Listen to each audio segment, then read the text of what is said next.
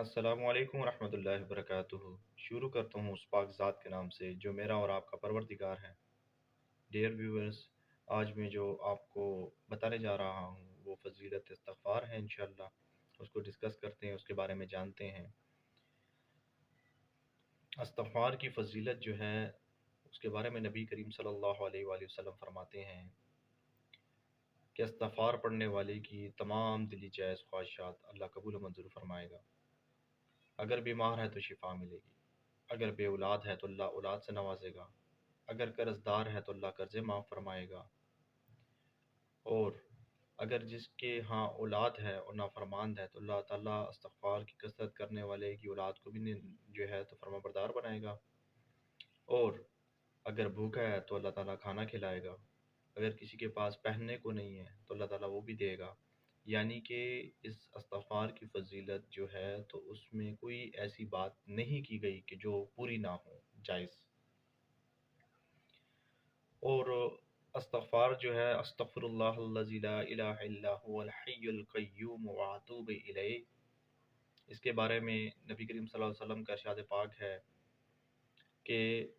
اس کے پاس اگر رزق نہیں ہو، رزق کا طلبگار ہے، تو اللہ تعالیٰ اس کو ایسی جگہ سے رزق دے گا جہاں سے اس کا وہم و گمان بھی نہیں ہوگا۔ اور یہ جو ہے تو صحیح بخاری 6307 میں، مسلم شریف 2702، اور بخاری میں جو ہے تو 10 مرتبہ، صحیح بخاری میں اس کا 10 دفعہ ذکر کیا گیا ہے۔ استغفار پڑھنے والے کے اوپر اگر کوئی سحر جادو ہوتا ہے تو وہ بھی اللہ کی فضل سے ختم ہوتا ہے۔ اب چونکہ میں اپنے جو ویورز ہیں ان کو میں نے 90 ڈیز کا وظیفہ بھی دیا ہے، اور وہ سوچتے ہوں گے کہ اگر استغفار سے سب کام ہوتا ہے پھر ہم کیوں 90 ڈیز کا وظیفہ پڑھتے ہیں۔ وجہ یہ ہے کہ کلام الہی جو بھی آپ پڑھو گے اور دل کی گہرائیوں کے ساتھ پڑھو، اور اللہ تعالیٰ کو حاضر ناظر جان کر اور اللہ کی خوشنودی کے لیے پڑھیں، ایک اپنا سلسلہ بنائیں، ایک رابطہ قائم کریں، تو پھر آپ جو بھی آیات مبارکہ پڑھیں گے ان کی جو ہے تو وجہ سے، کلام الہی کی برکات سے آپ کا کام جلدی ہوگا۔ ابھی جیسے کہ میں نے پچھلی ویڈیو میں بتایا، وہ فرماتے ہیں کہ بھئی اگر استغفار سے کام ہو گیا تو کیا اس کو روک دیں؟ اور کچھ لوگ ہیں وہ کہہ رہے ہیں کہ استغفار پڑھنے سے مجھے اتنا افاقہ ہوا ہے، لیکن اتنا نہیں ہوا جتنا میں نے ایکسپیکٹیشن کی تھی۔ تو میں نے ان سے پوچھا آپ کا استغفار پڑھنے کا عقیدہ کیا تھا؟ کہتے ہیں میں خالصتاً اسی لیے استغفار پڑھ رہا تھا کہ میرا قرضہ ختم ہو جائے۔ میں نے کہا آپ بیچ میں اپنا یعنی کہ مطلب تھا، آپ نے سوچا قرضہ ختم ہو جائے بھلے بعد میں پڑھوں نہ پڑھوں؟ کہتا ہے کچھ یوں ہی۔ میں نے ان کو بتایا، میں نے کہا دیکھیں استغفار پڑھیں تاکہ آپ صاف ہو جائیں، پاک ہو جائیں۔ حدیث مبارکہ ہے، نبی کریم صلی اللہ علیہ وسلم فرماتے ہیں جیسے لوہے کو زنگ لگتا ہے ویسے ہی انسان کے دل کو بھی زنگ لگتا ہے، اور انسان کے دل کی صفائی کے لیے جو بہترین کلام ہے وہ یہ ہے استغفر اللہ الذی لا الہ الا هو الحی القیوم واتوب الیہ۔ اور اسی طرح اور استغفار بھی ہیں کافی سارے ماشاءاللہ۔ تو استغفار ہم کرتے ہیں تاکہ ہمارے گناہ معاف ہو، اللہ تعالیٰ ہم سے راضی ہو جائے اور اللہ تعالیٰ کے ہم قریب ہو جائیں، اور جب ہم پھر دعا مانگیں گے تو اس میں تاثیر ہوگی، وہ دعا یقیناً قبول ہوگی۔ جب یہ ایک بات میں آپ کو بتا دوں، جن حضرات کا اللہ کے ساتھ ایک بہترین تعلق بن چکا ہے نا، سب سے پہلی بات ان میں صبر آ جاتا ہے، وہ مطمئن رہتے ہیں، اور جب وہ دعا مانگتے ہیں اللہ سے، کیونکہ دعا تو مانگنی اللہ سے ہی ہے، لیکن آپ جو بھی میں وظائف دیتا ہوں، جو بھی اذکار دیتا ہوں، آپ سب سے پہلے نیت یہ کیا کریں کہ اللہ ہی میں خالصتاً آپ کی رضا کے لیے پڑھ رہا ہوں، بعد میں اپنے لیے دعا کریں۔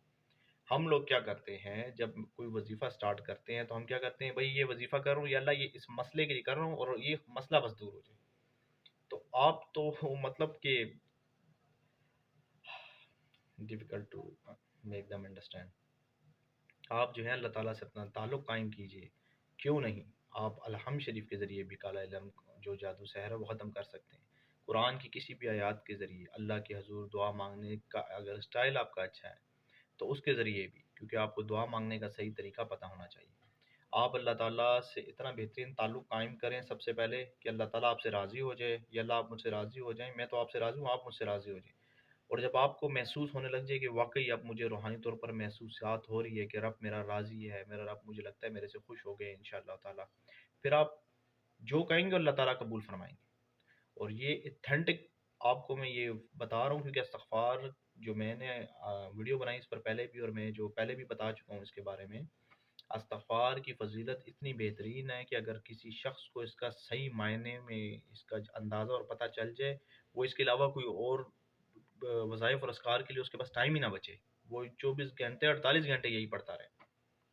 استغفار کتنی بہترین فضیلت ہے۔ لیکن یہ ہے کہ آپ استغفار پڑھیں، اپنے معاملات کو ایک سائڈ پہ رکھیں، استغفار پڑھیں، تہجد میں 2 رکعت نفل حاجات پڑھیں، اس میں دعا مانگیں کہ یا رب العالمین میں آپ سے راضی ہوں، آپ مجھ سے راضی ہو جو، روئیں اور یہی کہیں یا اللہ مجھ سے راضی ہو جائے، یا اللہ آپ مجھ سے راضی ہو جائے، یا اللہ آپ مجھ سے راضی ہو جائیں۔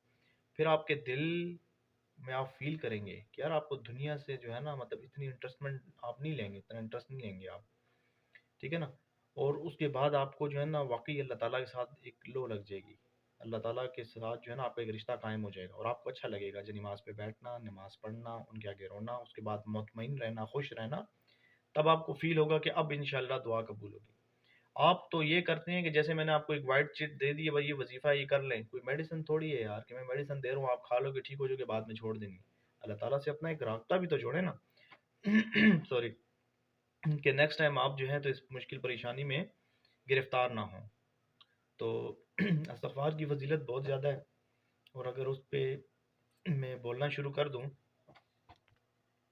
اگر اس پر میں بولنا شروع کر دوں تو کافی ٹائم لگ جائے گا، پھر ویڈیو مجھے 4-5 منٹ سے زیادہ بنانی بھی نہیں چاہیے، کیونکہ اکثر اس کے بھی واٹس ایپ پہ میسیجز آئے ہوتے ہیں کہ آپ کوشش کیا کریں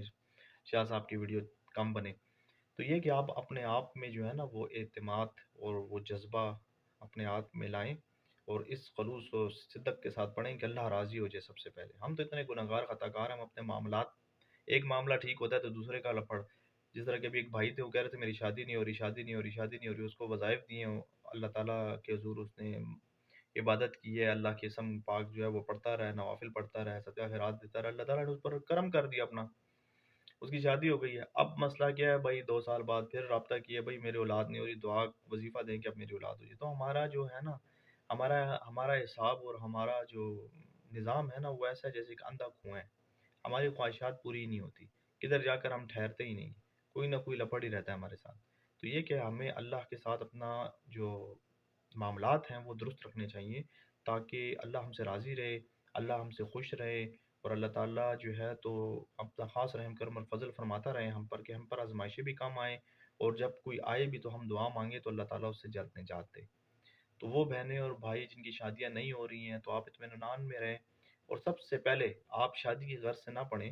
سب سے پہلے استغفار اس لیے پڑھیں کہ اللہ تعالیٰ میرے گناہ معاف فرمائے، اور میں اس قابل ہو جاؤں کہ میں اللہ تعالیٰ سے دعا مانگوں اور اللہ میری دعا قبول و منظور فرمائے۔ اس کے ساتھ اجازت چاہتا ہوں، اپنا خیال رکھیے گا، فی امان اللہ۔